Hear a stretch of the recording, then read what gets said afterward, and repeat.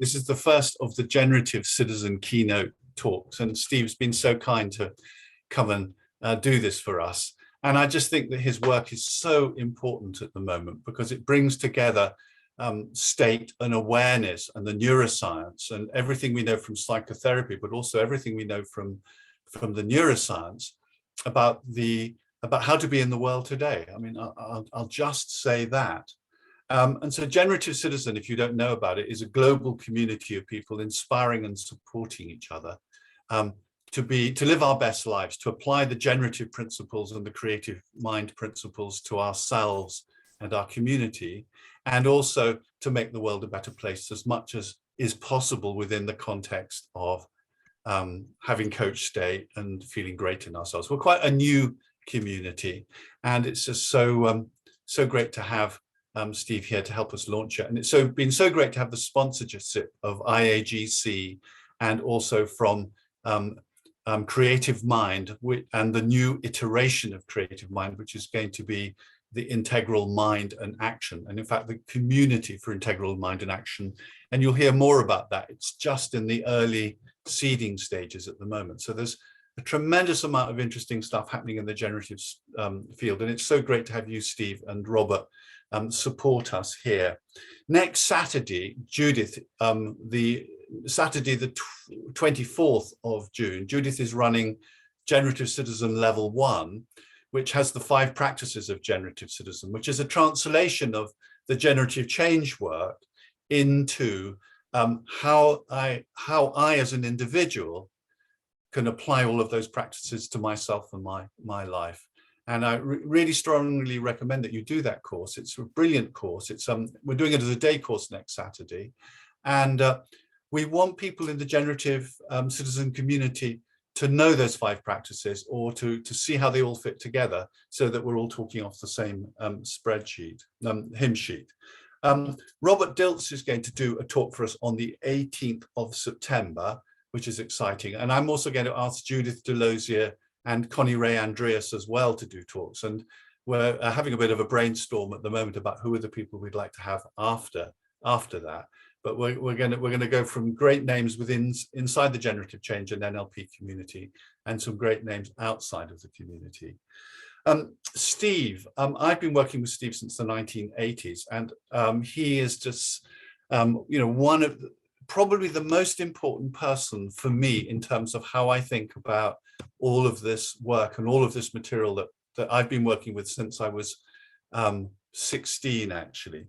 And he was, one of those young men at the University of Santa Cruz, along with Robert and others. You are using the past tense, aren't you? Yeah, you're one of those young men. Yeah, well, soon to be a middle-aged man, but one of those young men then, who was involved with Grinder and Bandler at the start of NLP, went and spent lots of time with Gregory Bateson, knew that whole crowd, Judith Delosier, all very, very well, even shared a house with Judith Delosier, and went off to Milton Erickson and studied with him, and sort of never came back in a way. Maybe he did come back. He came back to Steve Gilligan. But I love the evolution of his work. And for me, I'm still several evolutions ago, because his self-relations work from the 1990s, I think is just such profound work. And then after that came the generative self. And then he started, and I may not have this quite right, Steve, but at some point you started talking with Robert about this and came up with the generative change field. You both run together with generative trance, which is, Steve is one of the main legacy holders, or perhaps the main legacy holder of Milton Erickson's work. So there's generative trance, and then Robert does generative consulting, but the overlap between the two is generative coaching, which is such a powerful coaching program that touches both to the business side, but also to the deep somatic side. And so, and one of the things I really love about Steve is that he is able to share his own material during his training programs. He's very authentic, very sincere. He's got those, the compassion, the empathy, the unconditional positive regard for people, but also that sort of honesty, compassion, honesty, authenticity which I just think is so important. And so it's so great to have you here, Steve. So the topic today, I'm going to say very little about it, except for one thing, which is, it seems obvious, doesn't it, that the thinking that has created the climate emergency and all the international conflict that's going on and what we can see coming in the future, the thinking that created that isn't going to be the thinking that solves that. So that's my summary of what I think this is going to be about. But Steve is going to really go into some detail on this, and I'm so looking forward to the talk. Steve, over to you, Steve. Great. Good morning. Good morning from California. Hi, everybody. It's still morning here in San Diego. Another gloomy San Diego day. We've had the coldest, wettest, cloudiest winter and into spring and now early summer that on record. So it's interesting. Thank you, Julian, for the kind introduction. Julian, is right. He and I go back a long way. I think it was, 86 or something, that he invited me to London to teach, and we really hit it off, and we've been dear friends ever since. When I had my second marriage, how many have I had? When I got married to my dear, still spiritual partner, Grace Lee in China, Julian was my best man. So he and I really share a lot of heart and a lot of soul. And I want to also acknowledge my connection and my respect for Judith Lowe, who really, the generative citizen work, I think, is sort of especially coming from her. And Judith, you and I go back to the 80s too, right? I mean, we haven't been so close. Yeah? Yes, I think so. Late 80s, early 90s, yes. Yeah, and since Robert and I have been doing the generative change work and we brought it to London, I think you and I have had a much deeper connection. Yes, definitely. And I think it was in one of those generative coaching workshops that you approached me and said you had this idea for the generative citizen work. Yeah. And I think, from what I will just touch upon today, I think it's one of the most important things that we can do is really recognize ourselves as citizens of which country. It's probably going to be less clear after the talk, but as planetary citizens. And so not only how we think, but how we act and how we regard and how we talk to everybody else on the planet, starting with non-humans. I think that this is probably going to be the difference that makes the difference.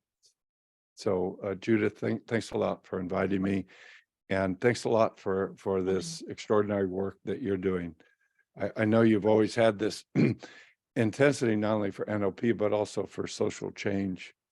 And so it seems like this is a really, really beautiful intersection of some of your core interests. Well, thanks so much for your sponsorship, Steve, as well, and for providing, the whole framework really for it, everything, the depth of it. So thank you. Yeah, you're welcome. And just as a small point, the term generative is something that came out of Robert Dilts and my collaboration. Mm-hmm. So when we started working, that's the term that emerged between us to talk about this work. And now, it's sort of grown beyond our joint work. But I just want to acknowledge that that connection with Robert as being integral to all things named generative in this community. Okay, so gosh, we've only got about an hour left. So here's what I want to touch upon in this brief time. I want to talk after our obligatory poem. I want to talk about the sort of the journey of consciousness that I think that we're on. That is a long time in the making, 14 billion years, and then there's all the the moments of timeless time and spaceless time before that, to which I think we belong as well. And how very, very recently, we've had this sort of third awakening of virtual consciousness, in which consciousness can be unbound from time and space and position and embodiment.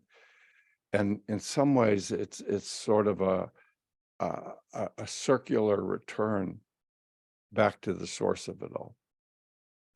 But it has opened up a whole Pandora's box of different outcomes, and I want to talk about that. So this notion of this journey that we're on, how we humans have sort of crashed spaceship Earth into a ditch, and not only Rome is burning, but the whole planet is burning. But the seeds of what we're doing to create all this destruction and suffering are precisely the seeds for transformation. Of course, this is probably the most important idea of Milton Erickson, is that the symptom is a solution, that each pattern, that each possibility holds equal potential for negative or positive. We can just use those terms generally, outcomes. And we've got the negative outcomes covered. And so the question is, how can we use this crisis period that I think we all know that we're in, to begin to forge what I would call a second generation of virtual mind that is based not on isolated individual thought, or perhaps more importantly, is not based primarily on human consciousness and human beings. I think that the deepest dissociation, the deepest act of violence, is when we humans dissociated, disconnected, and reduced to just a negative otherness, undeserving of respect, all of the non-human presences in the world, which would include nature, which includes ancestors, which includes all these spirit beings that all indigenous cultures really recognize. And what it would mean to be able to move into a partnership, to move into a collaboration, to move into this sense that the citizens of the planet, humans are just these very small Johnny-come-latelys. And we have this power, we have more power than any other type of consciousness in the world to be able to change things. And so while we're small and insignificant, on the other hand, we have an outsized place in the community of beings. And so it not only gives us this freedom, but it gives us this great responsibility. Viktor Frankl, the famous analyst who was the prisoner of Auschwitz and became known for talking about how the most important distinction that we all carry is answering the question, what is the meaning of my life? Or what is life asking of me? And he would say, when he was in Auschwitz, to ask the question, what do I want, was really sort of a silly, irrelevant question. Because in that community, it didn't matter what he, as an ego, as an individual, wanted. So he found that in that context, it was really more important to ask the question, what is life asking of me? What is life asking of me? What is this deeper consciousness from which I come and to which I belong? What is it asking of me? And he used to say that the Statue of Liberty that sits in the New York Harbor was one of the most beautiful symbols and presences he had come across in terms of what the best of my country offered as a possibility. And of course, that sky has clouded significantly for many reasons. But he used to say that he thought it was incomplete, that while the Statue of Liberty on the East Coast was a really beautiful anchor, he thought it really needed to be joined up with a Statue of Responsibility on the West Coast. So we have the sense as total citizens, planetary citizens, that it gives us tremendous freedom, but it also gives us tremendous responsibility to care for what we love, to feel ourselves a part of every living being in the world. And that, to me, is what the work of creative mind and integral mind in action is about.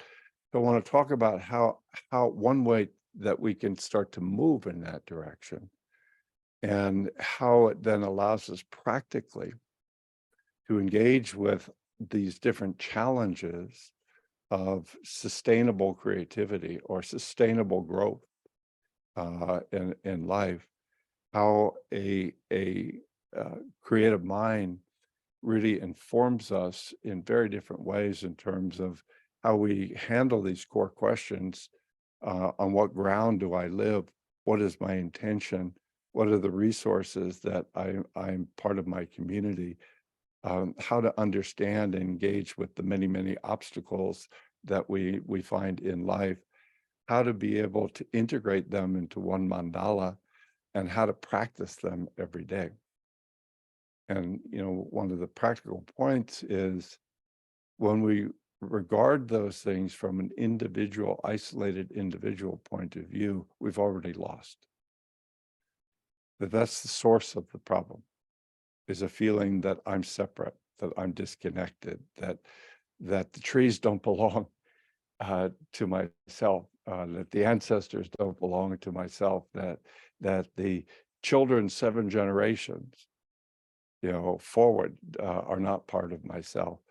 And so when we begin to reorganize our sense of self to feel, that's myself, that's my true nature, that's my authentic self, it really leads not only practically, but it leads to this way of opening each day with what in psychology is called the intrinsic reward of being alive. There's this distinction in psychology of extrinsic reward, which I do this because I'm going to get fame and fortune and money and so forth. And generally it's found that while that motivation may be significant, it's almost always short-lived. But there's another type of reward, which is the intrinsic reward, which is I do this because it feels so good. I do this because when I do it, I feel so much more alive. I feel so much happier. And that intrinsic reward is what allows us to go to sleep at night looking forward to the next day, and getting up and looking forward to each moment, because we're part of this living, like, amazing awakening consciousness. All right. So, Julian, I am going to ask you to turn on the slides. And the poem I want to share, if you go to the second slide, this is a poem from a section of a poem from T.S. Eliot, the great American poet who ended up in London, took British citizenship in the last 30 years of his life. But he's a St. Louis boy, grew up next to the Mississippi River. And Eliot was really the first poet that really touched me when I was like 14 years old. I read some of this stuff, and one of those experiences where, oh my God, somebody else knows. Not that I knew it all, but that sense of what I'm feeling without words, without really knowing, he's putting voice to it. You know, when you see that with a great person or an artist or some sort of generative person, what they're doing and what they're embodying awakens something in you. And Eliot, I'm forever grateful, did that for me.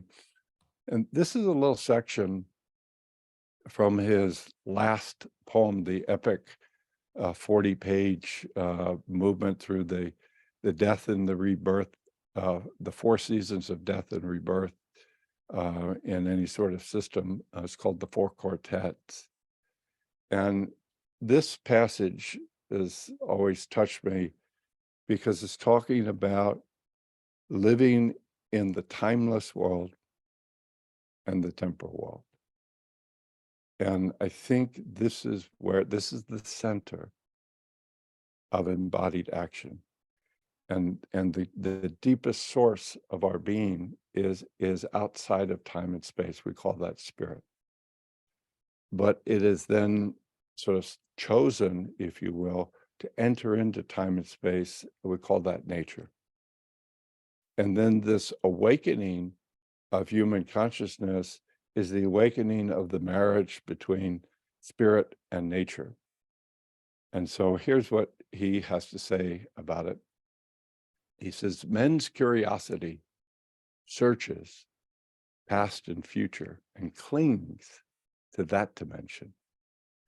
But to apprehend the point of intersection of the timeless with the time is an occupation for the saint. No occupation either, but rather something given and taken in a lifetime's death in love, ardor and selflessness and self-surrender. For most of us, there's only the unattended moment, the moment in and out of time. The distraction fit lost in a shaft of sunlight, the wild time unseen, or the winter lightning, or the waterfall, or the music heard so deeply that it is not heard at all.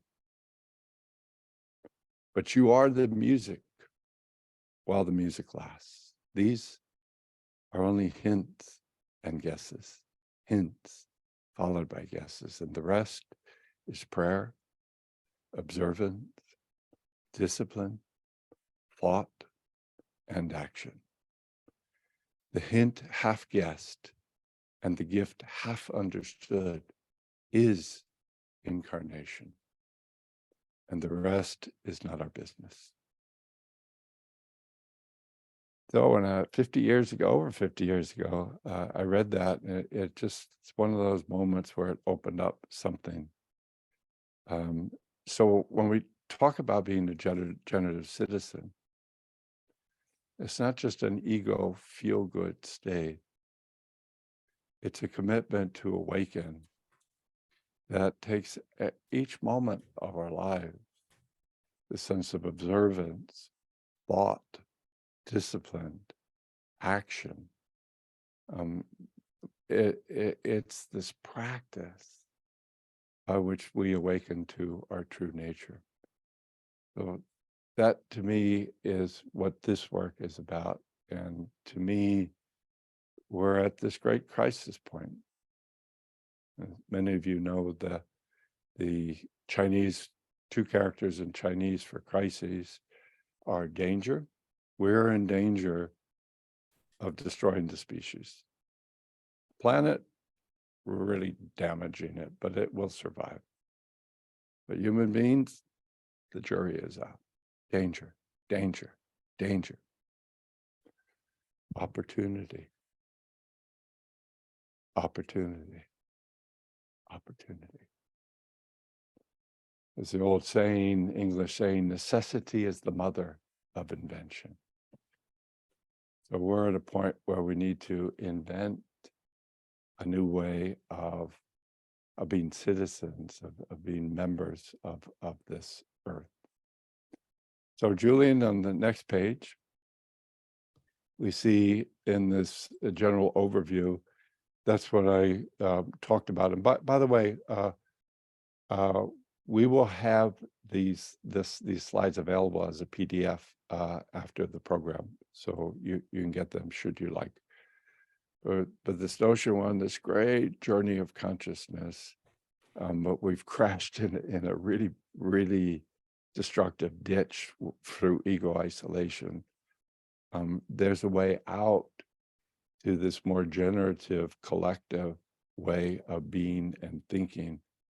And this allows us to engage and meet all of the challenges of sustainable living and sustainable growth in new and successful ways.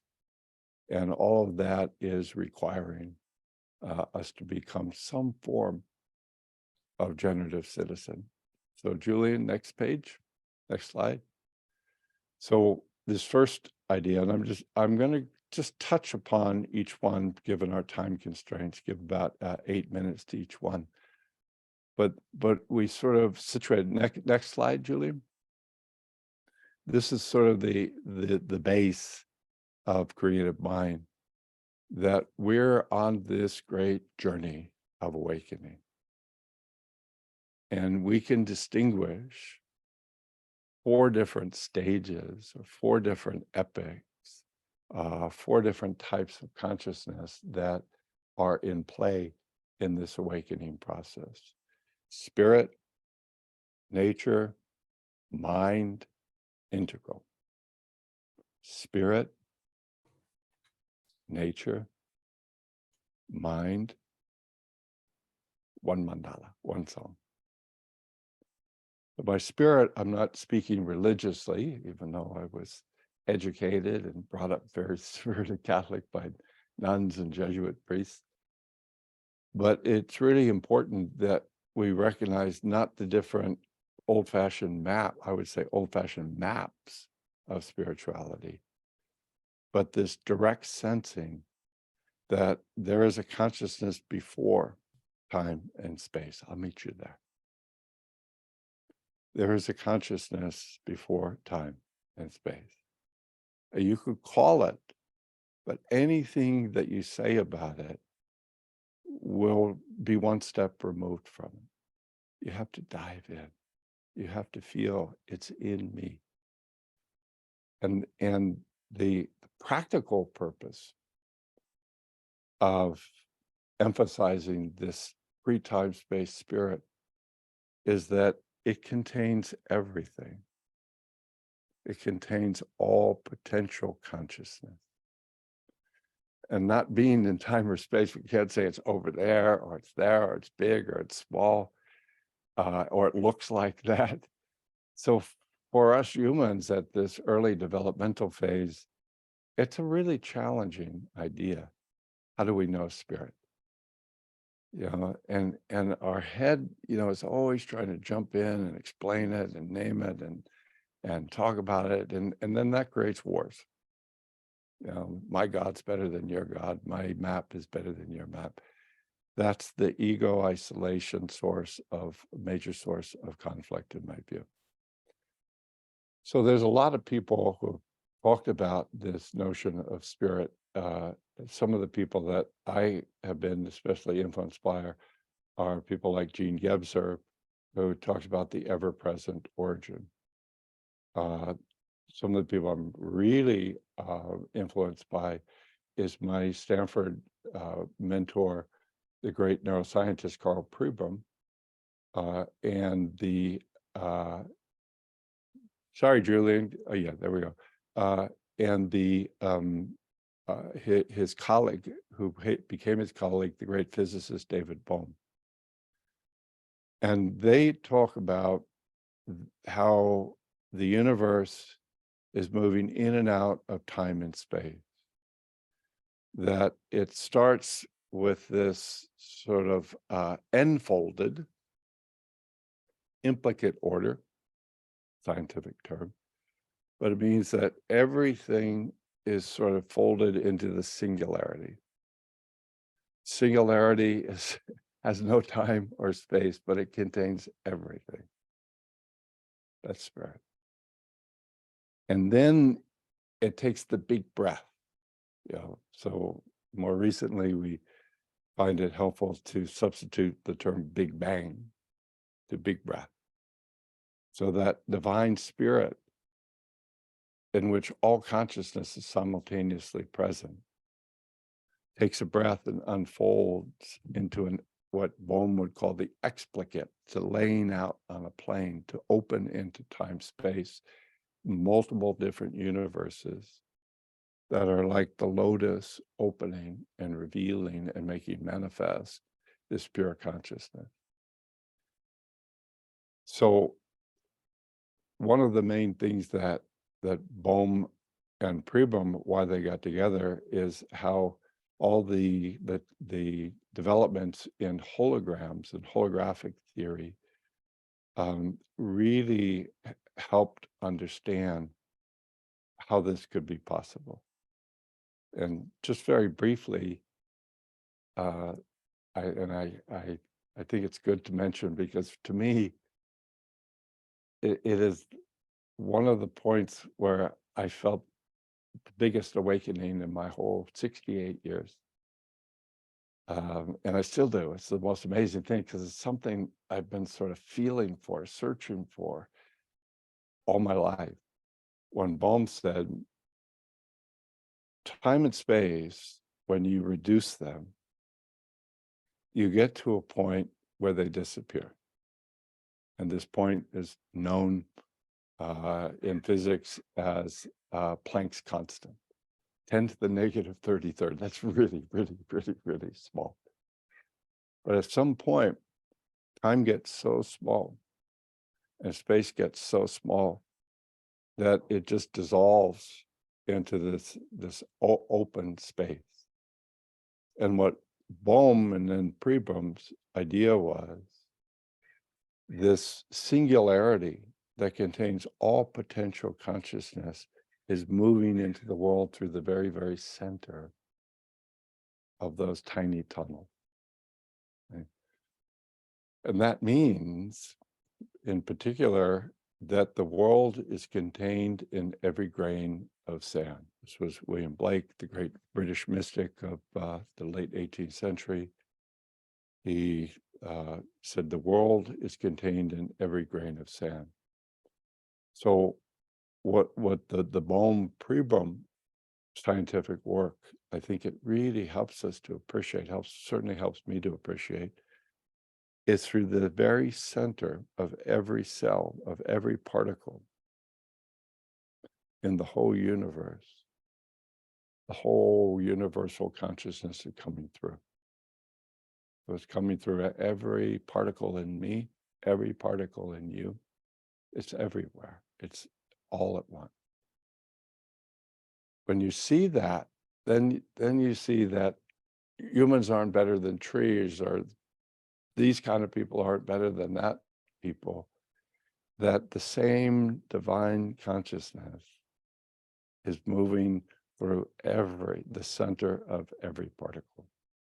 So that's sort of the first two levels, which is unbounded spirit moving through the very center of every particle of time-space, okay, in order to create the living world, in order to create nature.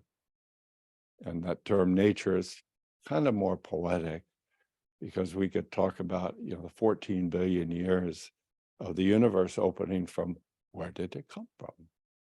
From this little tiny singularity. Who knows where that came from? 14 billion years, this big breath has been happening. 4 billion years, this planet has been coming in and out every other moment, except like, when you watch a video, they're frames, and there are spaces between the frames, but it's moving at a certain speed. So it seems like it's continuous. But what these physics and neurophysics and neuropsychology and neuroscience models really talk about is there are these spaces in between. And through those spaces in between, everything is going back and coming back out. It's dying it's being reborn. Is that amazing or what? So for 4 billion years, our planet has been unfolding in this way. And it's basically been unfolding through the dynamics of time and space, which means you can't leave time and space. For most beings, most parts of the planetary consciousness are kind of localized and stuck. I'm in bare consciousness. I feel that I belong to it all. But my local self is a bear, or my local self is a dog, or my local self is a tree. And so what happens is, Gregory Bateson used to say, at this level, what you have is survival of the fit, which was a tweaking of Darwin. Theory of survival of the fittest. It's only the strong survive. That is the most damaging idea that human beings have ever come up with. But it's only what fits into the larger pattern that feels itself as belonging to this larger collective that has freedom and responsibility. That's the only way that you get sustainable growth and sustainable change, is that it's located within this sort of unitary planetary mandala, if you will. So you see then for 4 billion years, from a human point of view, it's beautiful, but not much has really changed. Nights come, nights are followed by days, winter, spring, summer, and fall. They're just in a circle, So recently, very, very, very recently, you've had something emerging in human consciousness. And this something emerging in human consciousness is something what we could call mind. It's not that non-human animals don't have mind, but I think it's more for poetic use, because we're really talking about virtual mind, where the computers and the social media and television and all of this amazingly fast speed of information that is speeding up more and more and more through the whole planet. That's coming from virtual consciousness and the artifacts of virtual consciousness, like machines, like computers, so forth and so on. So the speed of information and the unbinding of information from being localized or bound in any particular form or any particular way. So I think that's what has emerged for human beings. And again, we'd say what the virtual consciousness allows, it allows us to think completely unbound. Time or space or this position or that position. And so we have the opportunity for democracies, which means that we listen to multiple points of view, and we recognize multiple points of view, and we can hold all these multiple points of view in conversation. Something beautiful begins to happen. But there's a terrible shadow of this unbinding of consciousness from time or space or embodiment, which is we can imagine anything, and to do so, we dissociate, we disconnect from our bodies, from our breath, from the planet, from the environment, from others. And so this unbinding of consciousness from the unitary rhythm of the world, it has really unleashed a Pandora's box. And in that Pandora's box, we can be totally caught in fantasy, which is Ian McGilchrist, the great Oxford neuroscientist, has been doing all this wonderful work on brain hemispheres He says it's really important to make a distinction between fantasy and imagination. And the difference that he talks about is imagination is something that's grounded and connected to the actual living consciousness of the world. Fantasy is something where you dissociate, you leave your body, you leave your community, you leave your breath, and you go into these ghost worlds. And the more you go into these ghost worlds, the more fear and anxiety and overwhelmed and panic that you feel, and the more contracted that you get, and the more you stop breathing and block the chi, the more violent and reductive your thinking and acting become. So this we might call, and Julian, if we go to the next slide, this sort of brings us into this third phase that I think is where we're really stuck right now. We might call it the destructive suffering of the isolated ego. This virtual consciousness that the human community has is so powerful that there's a general consensus in all the scientific communities that we are now formally in the Anthropocene era. Anthropocene era. That means that what we humans do, how we humans engage with things, is by far the most influential connection on the whole planet. So how we think, how we engage, and again, I'm not saying that for arrogance, but to really just give this idea of this immense power that this virtual mind brings into play.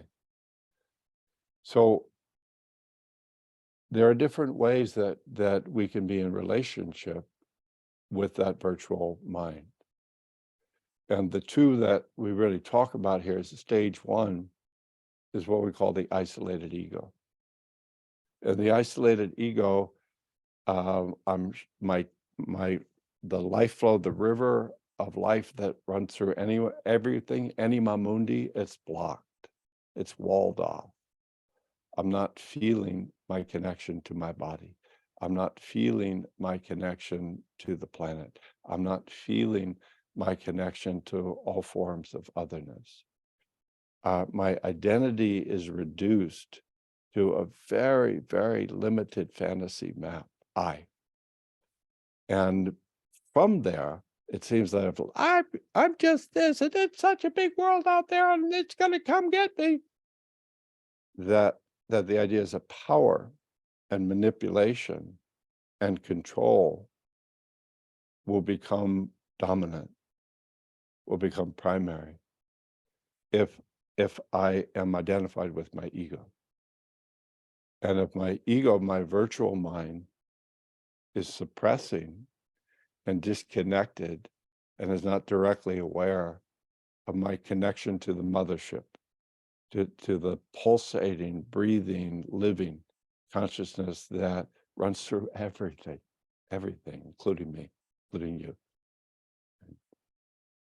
So this we might call, using, this was a term that Milton Erickson used a lot that I've stuck with me over the years. You can be a part from, but dissociation, destructive thinking is I'm apart from it, it's not me, but I'm not a part of it, it's still not me. And that is sort of formula for this destruction of the ego. Julian, if we can go 2 slides forward. And again, you have these PDFs.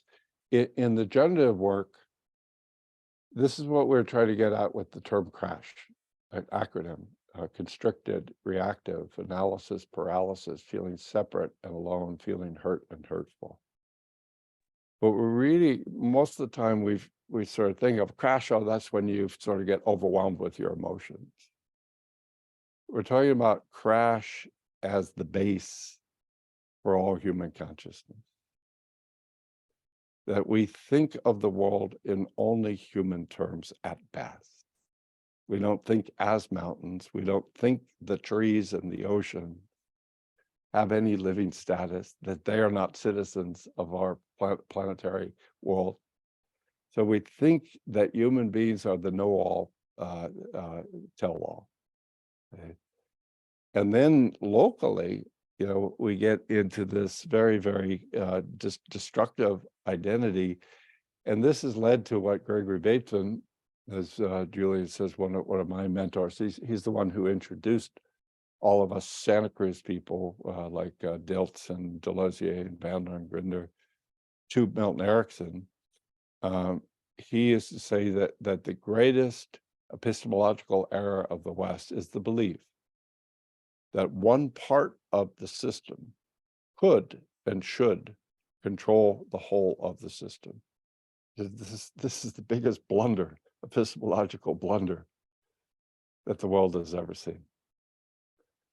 And so from that point of view, where I'm just the part and I have to control the whole, I have to analyze, exploit, divide, and conquer, what type of consciousness, what type of thinking, what type of life, what type of communities do we create from that?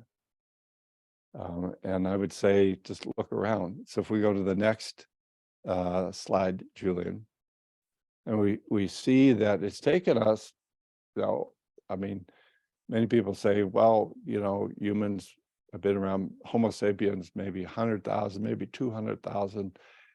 But things really started to heat up about 12,000 years ago. And then maybe other people say maybe 3,000 years ago, which is when books, where you started getting your knowledge through books, which I love, but they're totally independent from any living consciousness. And it led to this machine consciousness where you don't feel part of the living consciousness of the world. And you go into what McGilchrist calls the isolated, disembodied analytical brain, analytical mind. And everything is regarded mechanistically. What's the solution? What do I do? How to control it? The only legitimate things that exist in the world are things that science can objectively and empirically clearly identify. And let me be clear, I'm a great believer in science. You know, we could really be doing a lot better if we really listened to science. But scientism sort of reduces all legitimate discourse and understanding and experiences to things that can be scientifically shown is just ridiculous. It's just ridiculous. So on the slides, you can see this sense of the chickens are coming home to roost, to quote Malcolm X. We've got these multiple large-scale eruptions. We've got environmental extinctions. We've got coronavirus. We've got droughts. We've got climate change. We've got social injustices. We've got broken political systems. We've got massive growing addictions, et cetera, et cetera, et cetera. I think you know what I'm talking about. Everything is broken. None of the old structures are viable for creating the next generation of human being and human community and planetary consciousness. This is where people start running around berserk. This is where people start listening to fascists. This is where people start having these conspiracy theories. This is where people just panic and think if we just get rid of all those others, and there's no problem whatsoever, we just go back to the golden years, then we won't be anxious, then we won't feel despair. It's much deeper than that. The world is dying. The human world is dying. The good news is The darkest hour is before the dawn. We have this possibility as generative citizens. We have this potential to be able to use that death as ways to collect and reorganize and to be born again as generative citizens. So, Julian, if we go to the next slide, this is what I am calling stage 2 of the virtual mind. And that image there is meant to show that this is your mind in stage 2. So rather than an isolated verbal mind stuck inside of an individual's head, the planetary consciousness is your mind. It's our mothers, it's our fathers, it's our ancestors. And so that swirling spiral there shown in that artistic representation, that's stage 2 of the virtual mind, that's creative mind. And in this mind, we move from dissociation, I'm apart from, which is really important. I step out of time and I think in terms of infinite possibility. And then I step back into time to be a part of it all. So this apart from gets joined by a part of, and this rhythm, this pulse, this song, this conversation between those is what begins to allow things to emerge or evolve or be created, most of which of the creativity is not coming from the human mind. Most of the changes we need are not coming from human thinking. They're coming through us when we create the proper conditions. And lest you think, oh, that's such an esoteric thought, listen to any creative person. When they talk about, well, I prepared, I focused, I did this, I practiced, I created the conditions, and then the miracle happened. And something from somewhere else joined me. That's what we need to grow a new consciousness. We know that from trance work. We know it from a lot of the generative change work. Now we face it at such a deeper level of the planetary mind. Okay. And so this image, I think, is one of many. If we move to the next slide, then we see in this sort of open connection of creative mind, that mind is not a position. It's not a static thing. It's not located inside of everything. But in Bateson's terminology, mind is a relationship. Mind is a conversation. It's a conversation in which there's one unitary resonance, chi, that contains a whole history of consciousness that we all share.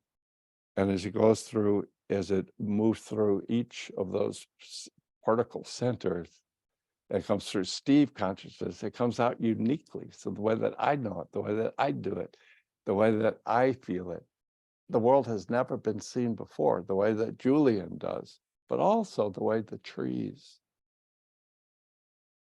receive and absorb and experience and express this unified consciousness that is our blood flow of the planetary consciousness, of the planetary mind. So that becomes our reorganization of mind from a thing inside of an isolated head to a collective consciousness, anima mundi, that is flowing through everything, that is circulating through everything. So it runs through all these different levels. So all these places where the analytical mind has divided, we begin to feel they share a deeper base. So some of the most obvious ones are virtual mind and nature. That's the deepest cleavage. When we develop the capacity to step away from time and space, we did it and we stayed there, particularly in the West. And so we are so dissociated about nature We can think, oh, we have to save nature. We have to save the planet. That thinking is a big part of the problem. That rather than nature is us.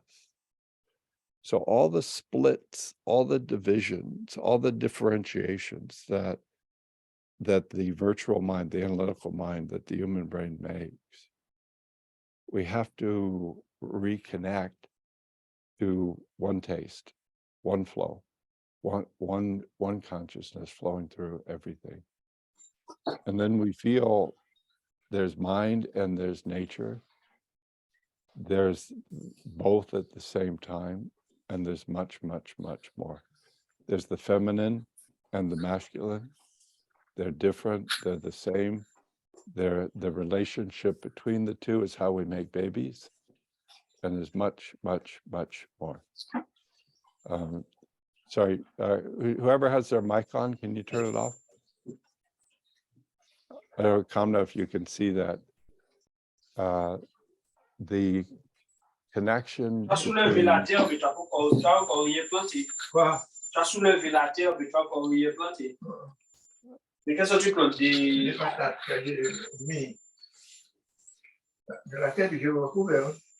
Kamna, Julian, can you shut that off?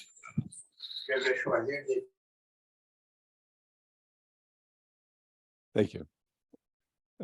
All of these divisions where we're seeing the secondary differences and not feeling the primary unity, that's where violence comes from.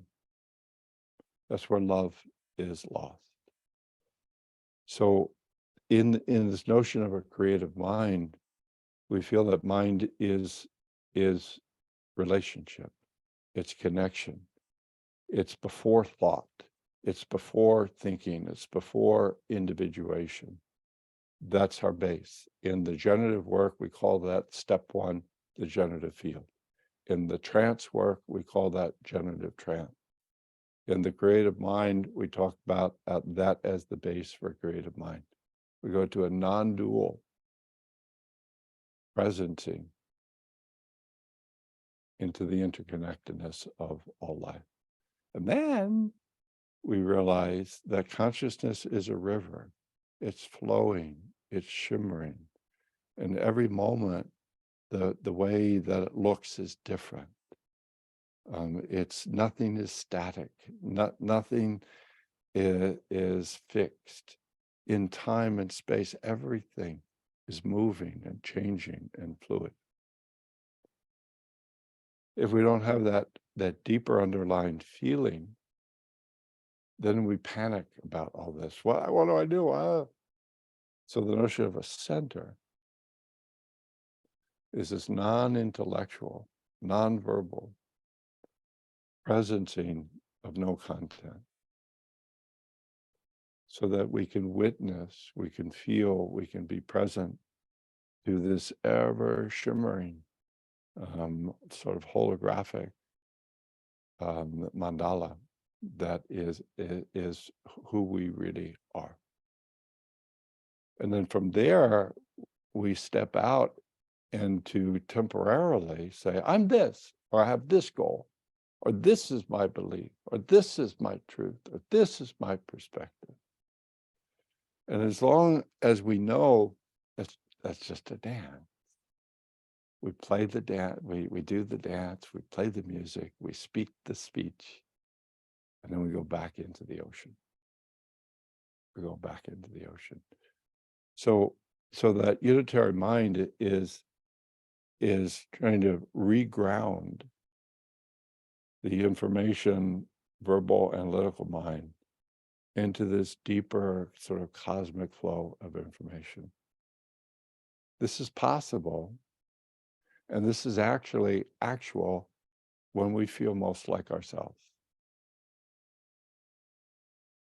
So one of the core questions in the work is, before we think about this challenge, before we think about your intention, before we think about how you can live your life, let's stop thinking and let's go back into the ocean. And we can ask simple questions like, one of times that you have felt completely at peace and completely in harmony with the world. And we think, well, there's different times. There's places in nature, the three big ones, the three general answers that you usually get. I was in nature. So I was at the ocean. I was in the redwood trees. I was in my meditation in my backyard. And I felt this community of mind. And that this is the nation that I'm a citizen of. This is the community to which I belong. Spirituality is the second one. So this feeling of some sort of spiritual consciousness. And again, I'm not meaning religion, like I have the answer and now I have to force others to accept it. But this feeling that of a deeper love or deeper presence or a deeper consciousness than any time or space or words could possibly communicate. That's my home. That's my creative mind. And then third, community. You asked me, for example, when have you felt recently this deep sense of something bigger than yourself in total wholeness and harmony? I'd say much of the time that I hang out with my 1-year-old granddaughter. It's such a precious experience for me because of, that state that she's in with a very limited nervous system, but she's presencing everything. And I love her so much. And just to get into that attunement, and it releases me from all my worries and do I have to save the world and what's the answer and what do I do? That brings me back to a different sort of consciousness. And I'm saying that this consciousness of that planetary unity is the base for all sustainable change and all sustainable growth. So this is that connection of creative mind. And Julian, if we just go to the next page and say, well, what is it specifically? I mean, there's a lot of practices, there's a lot from East Asian traditions. Who are you? But, you say from like the Tetralemma work that we do, I am this and I am not this. And I am both this and not this. And I am neither this nor not this. So carefully moving through these multiple truth positions and wading into that position is manifested as a deeper than verbal state of consciousness. And then we start putting those together. That's what opens the creative mind. I am the tree. I am not the tree.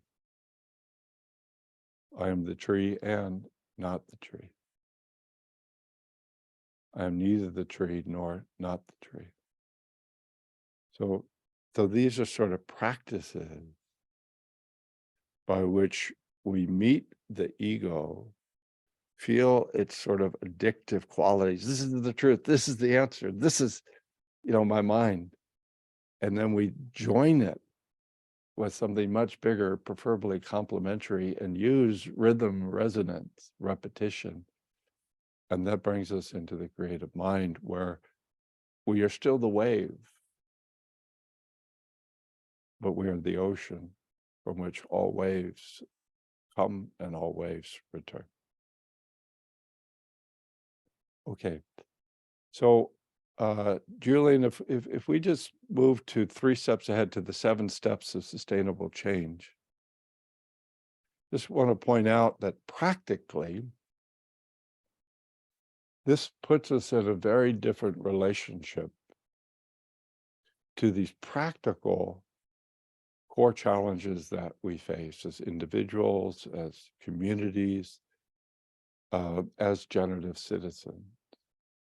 So as generative citizens, we begin to take responsibility for all of these challenges and all this brokenness that through our ignorance we've created, like, for example, climate change.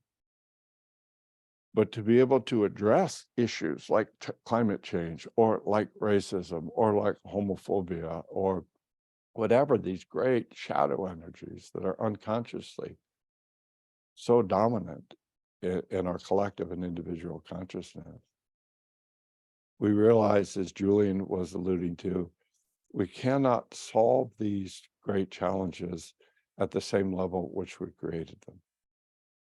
Ignorance, dissociation.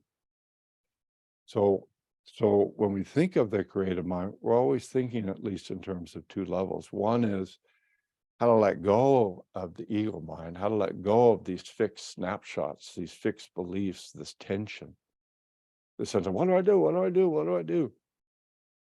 How to return to the ocean, how to return to the source, how to use that for reconnection, rejuvenation, for healing, for remembering, this is who I really am.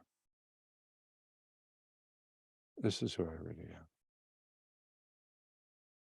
To then, at a second level, saying, how can I use this bathe to begin to creatively engage with the practical challenges of how to create sustainable generative growth or life on the planet. So it would really lead to very different ideas of this. These are the 7 steps of generative change. The first is open a creative mind space, and usually in the first generation, it's like, okay, think of a time where you felt happy, and then imagine that feeling. Well, here we would say, release and relax your body tension. Do remember a time where you felt at harmony with yourself and with the planetary consciousness. Use sort of trance methods to make that memory a living consciousness in the present moment. It's here. I am this now. And then from there, realize I need to reclaim my deeper community of mind. Rather than thinking, okay, Steve is relaxed and he's feeling good, but Steve has to now save the world. How about Steve in this state drops in and becomes Julian? Say, oh, I'm Julian too. Becomes the people of Asia. Ah, yeah, I'm the people of Asia too.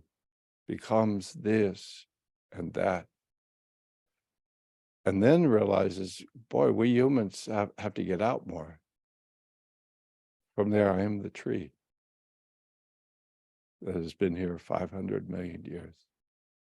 I am tree. I am the mountains. We have the technology to move into a reconnection with the planetary consciousness. This is what creative mind is, one effort to do that.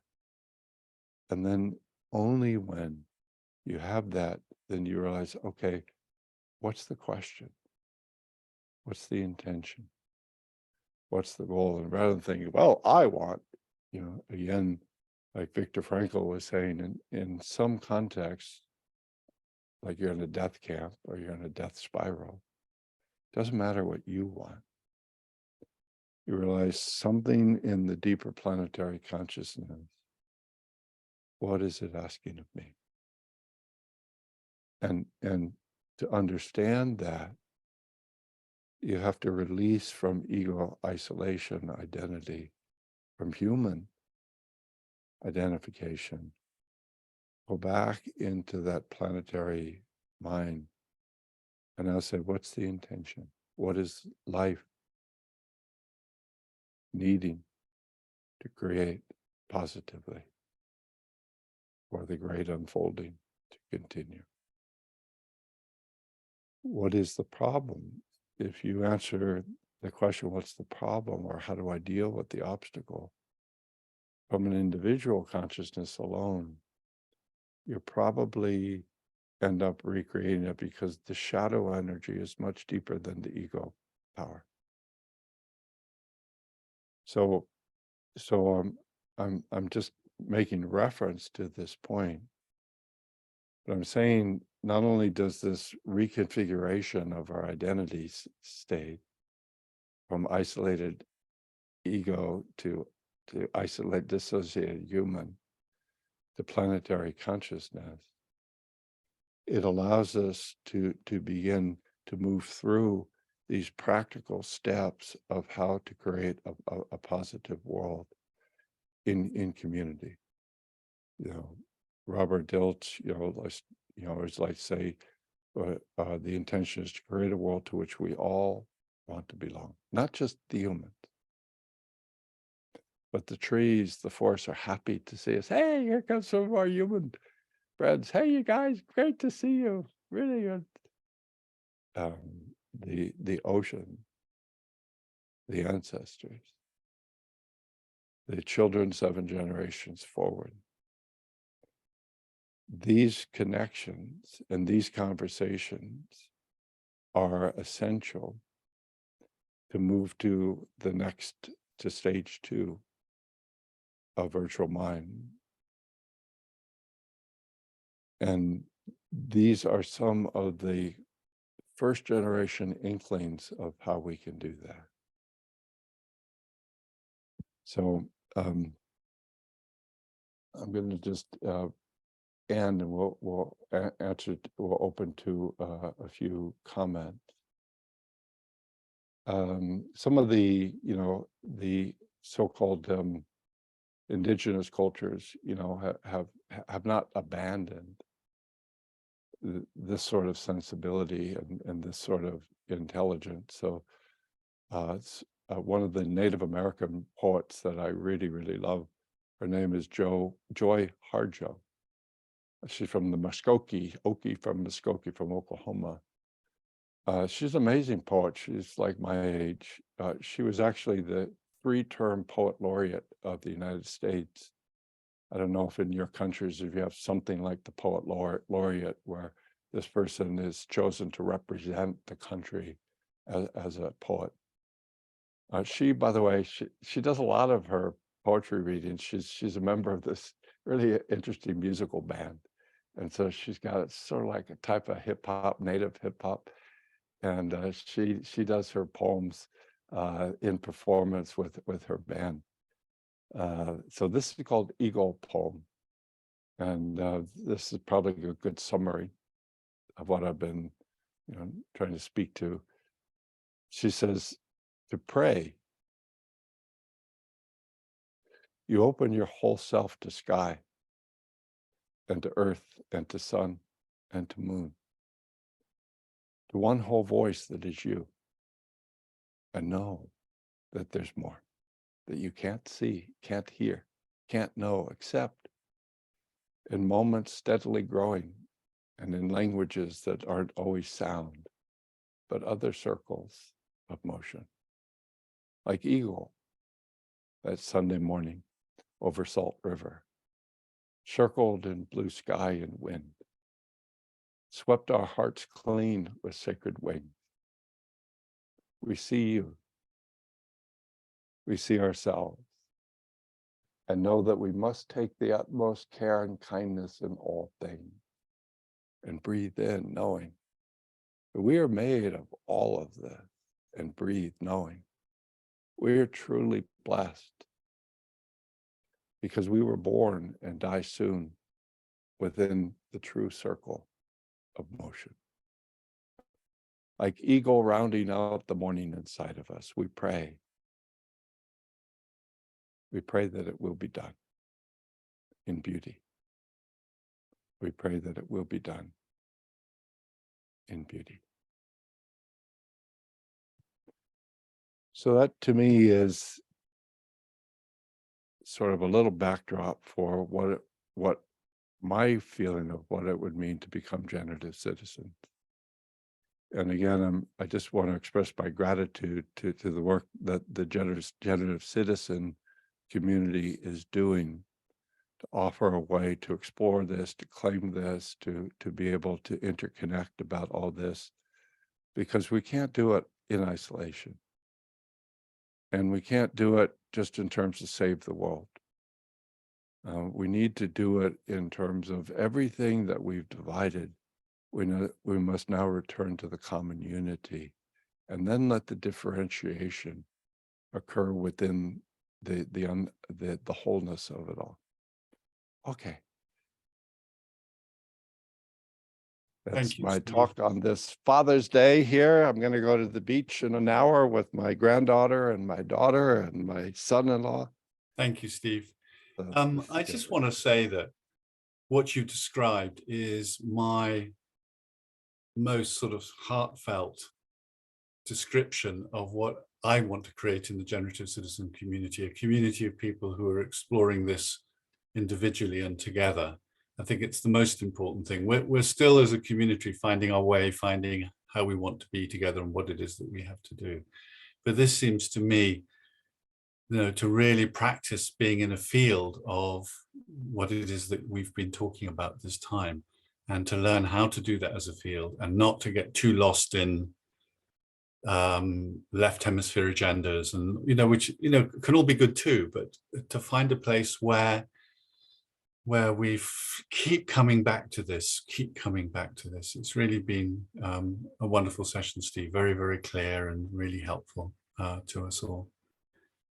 So thank you so much. You're welcome. Really beautiful. Thank you so much, Steve. That's absolutely wow.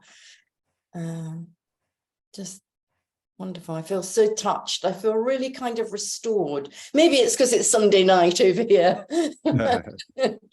But I feel very deeply touched. Thank you so much. You're welcome. And again, I want to just emphasize practically, this becomes a balm and a solution to every time we notice, the many times that we notice throughout the day that we're in what in the work we call a crash state. Yeah. So when we're in anxiety, when we're in anger, when we're in depression, when we're in worry, when we're in loneliness, these are sort of representations of we're disconnected. They don't really have anything to do with our true nature, but they're representations that we are presently in a disconnected state. And that's what being a modern human is. Talking about my 1-year-old granddaughter, one of the beautiful things to behold in her, she's not really dissociated yet. But everything we do implicitly requires dissociation. It requires disconnection.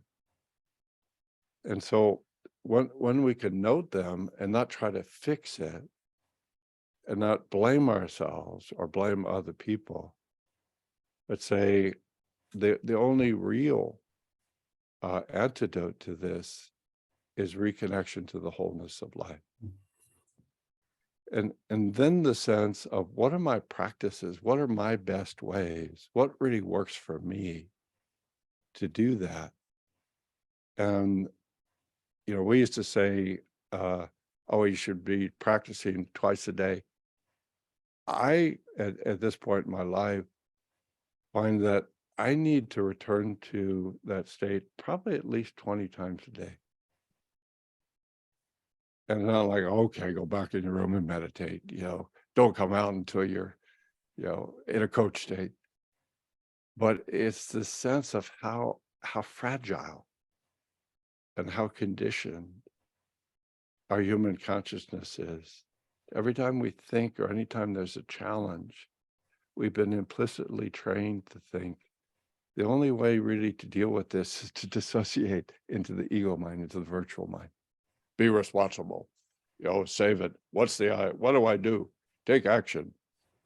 Stop. I boss myself around. Just relax, will you?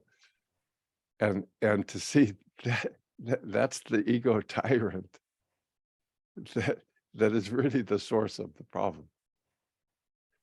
And so when we realize my true nature is forest, mountain, grandchild, ancestor, and then we have to practice this, because dissociation becomes a habit so easily.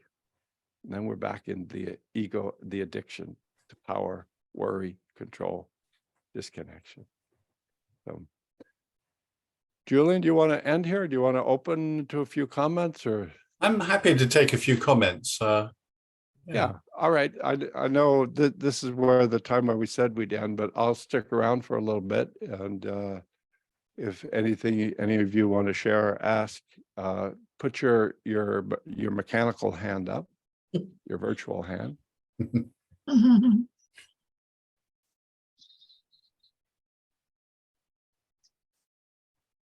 It always takes a minute for people to find their mechanical hands. It's usually reactions on the bottom. Get through that. That would be a stupid question. What? No, that's silly. What? I don't know. I don't have anything to say. What if he doesn't? Maybe you put us all into such a deep state of connection that we've gone beyond words. Here comes Sasha. So go ahead. Unmute. Yeah. Yes, hey, Sasha, can you introduce yourself first? Yeah, my name is Sasha from Hamburg in Germany. Hey, hi, Sasha. Hello, Stephen. Hi. Thank you very much for this very insightful presentation and your words. What I thought when I heard you speaking, it's really like it's a really different language, you know, that many people, especially in the business world, for example, where I think what we should address actually to make a change, you know.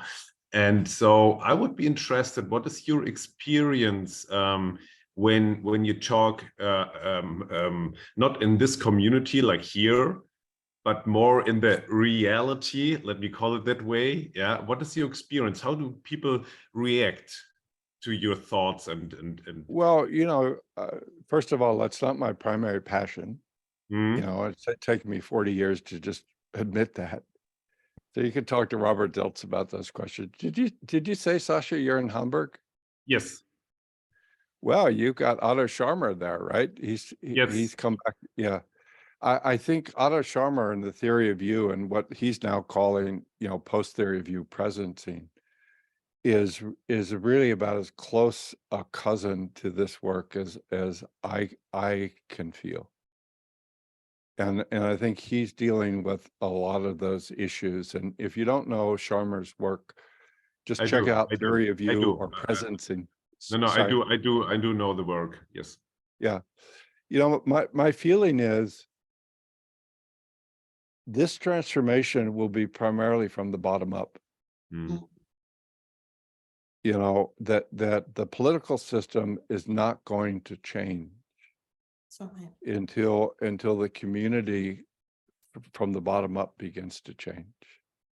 The business world is not going to change until the bottom up begins to change. And of course, you know, you say both, but my feeling is, you know, I used to feel guilty about, you know, not spending enough time on questions like you're asking. I'm not saying they're irrelevant questions, but what I'm saying, my greatest passion is a little bit deeper than that. I know.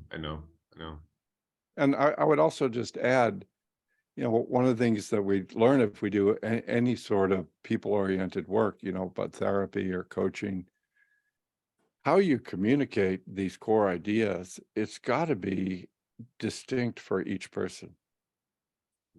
You know, so to me, one of the most interesting, rewarding things about doing work with people is being in this not knowing state of how are we going to talk about these issues? What ways of talking about them will touch you, will motivate you, will make sense to you, will allow you to really make a difference in your life. And I feel after 50 years, my sense of not knowing that at the beginning is greater than it's ever been.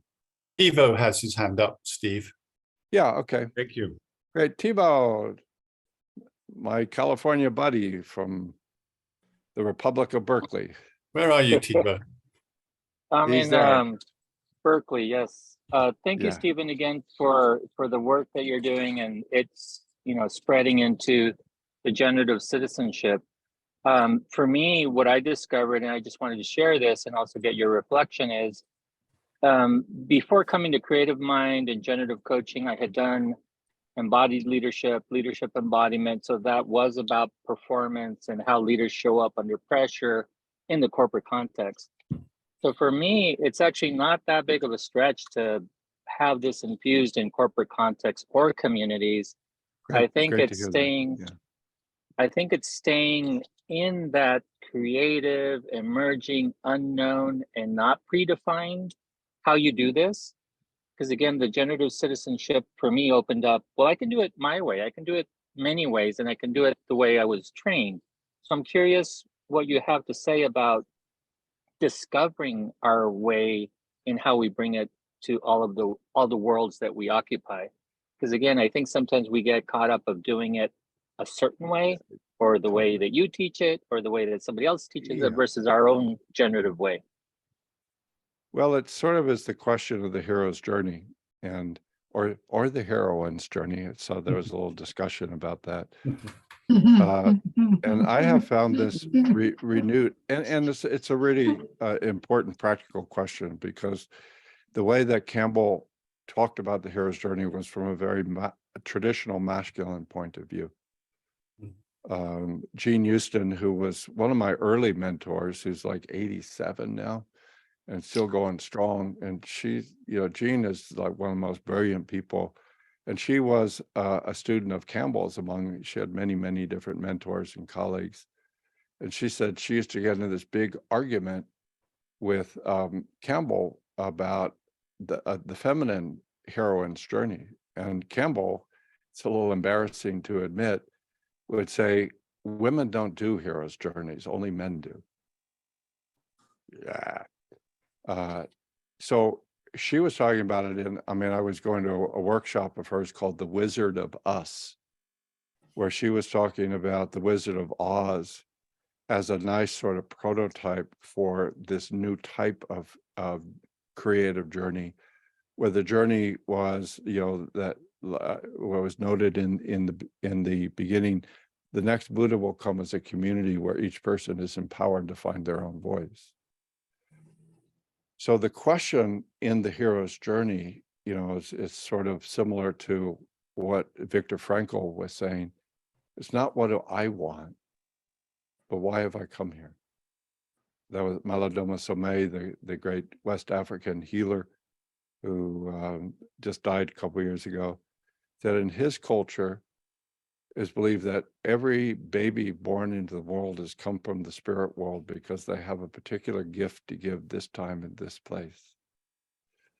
That's the purpose of the hero's journey, and it's one of the reasons I feel there's this resurgent interest in it, and also this need to redefine it, that would include more feminine principle and masculine principle. So this question of who are you? What are you here to do? What feels right to you? Is really the great question. And we, in the original hero's journey, the three short steps are I was born with that connection, and then I was taught to disconnect from it, and now I feel I have to come back to it. The calling, the refusal, and the return. And so everything, that's what I'm saying, when we catch ourselves trying to figure things out, trying to do the right thing, trying to get ahead, trying to be successful, trying to get people to like us, you can't live any creative journey, because that's all dissociated, disconnected from listening to your heart and soul as your primary consciousness. So the question then becomes, what do we need to do as an integral part of our daily practices to come back to our true nature? And then these questions: what do I want to do? How do I want to contribute? What would it mean for me to be a generative citizen? Can only be answered when we relax the ego and come back to the place of my true mind. It's empty. You know, it's that sort of that passageway into infinite consciousness. And I can have an indirect peripheral felt sense that's the right brain. And then all questions have to be redirected to that alternate source. That to me, that's what always attracted me to hypnotic work. That's what Milton Erickson taught me. And Erickson used to say, you are an incurable deviant. That the way you do it, the way you know it, has never been seen in the universe before. So there's no hope for you to be normal. You can't do it.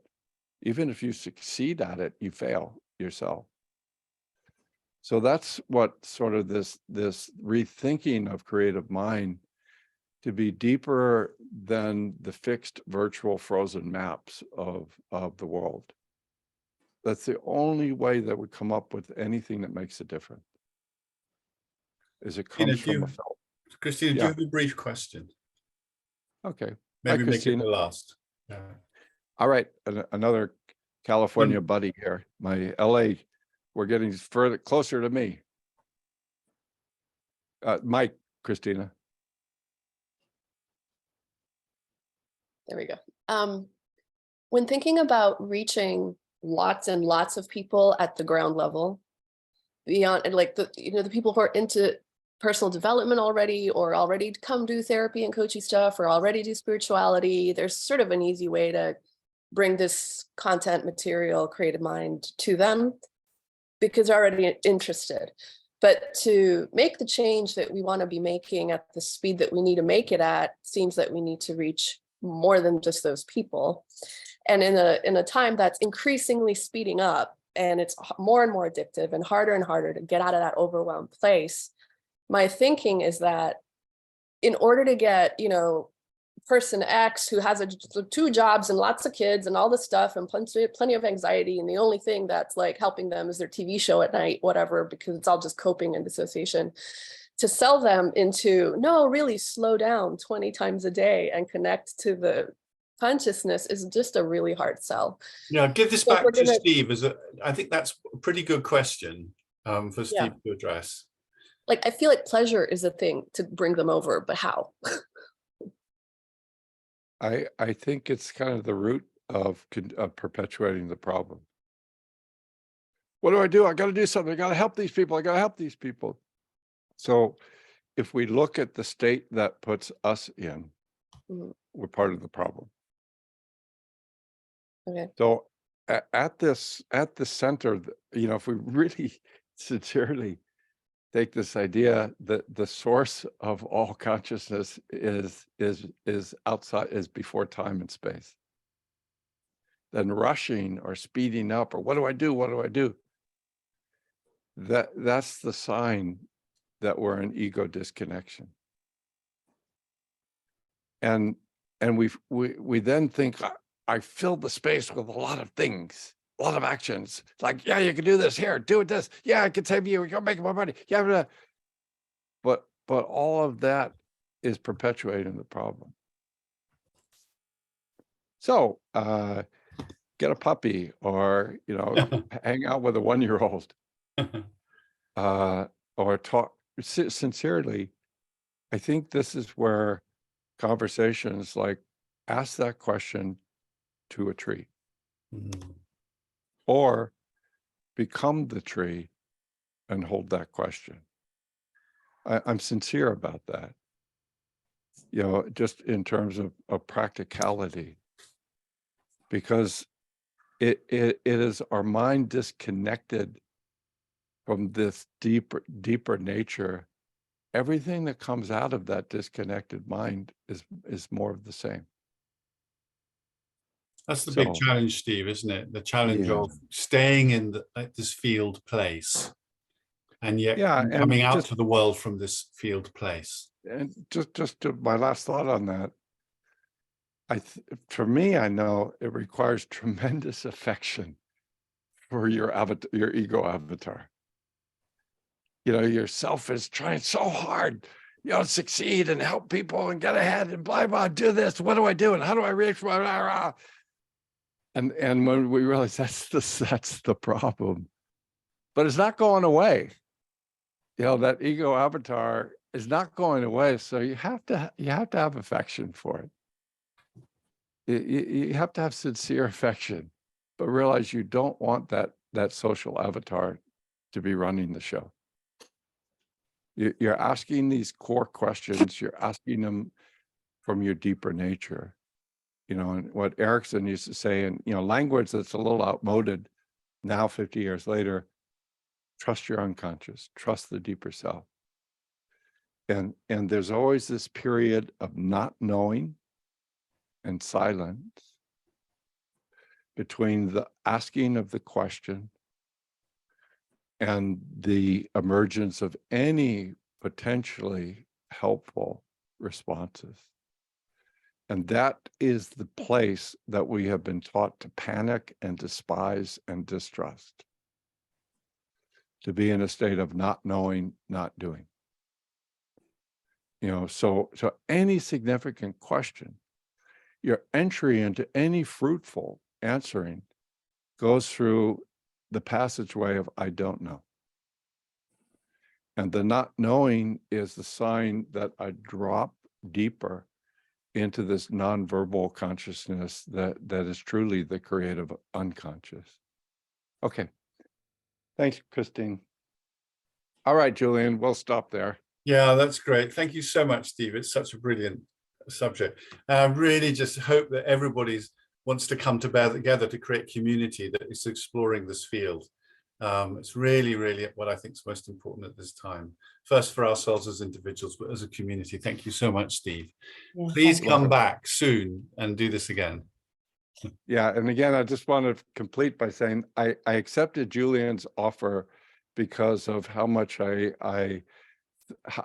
what high regard I have for the generative citizen work. So this is sort of just my encouragement. It's really crucial, important, intrinsically rewarding work. So please check it out if you haven't already. Okay.